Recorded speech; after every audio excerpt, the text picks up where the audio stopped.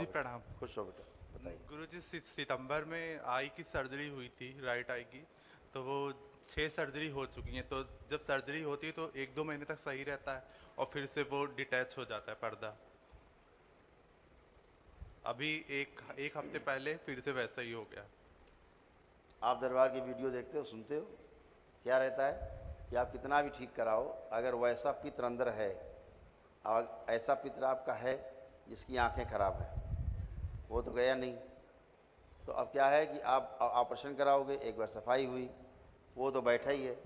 जैसा रोग था वैसा रोग फिर बन जाएगा। फिर आप हटाओ, फिर वही रोग बन जाएगा, क्योंकि अंदर बैठा है वो। उसकी जो स्मृतियां हैं वो काम कर रही हैं। अगर ये पित्र हट जाए तो जो आप सर्जरी कराते हो तो फिर दोबारा सर्जरी की आवश्यकता उस रोग की नहीं पड़ती है यदि वो रोग पित्र के द्वारा बनता है। समझ रहे हैं? तो पित्र दोष खत्म हो तो बेटा तमाम चीज़ें तो न्यूट्रल होती हैं। अब डॉक्टर ने कह दिया कि अब अब जो। ऑपरेशन में नहीं होगा। हाँ, अब नहीं होगा। वहाँ पहुँच गए अब आप।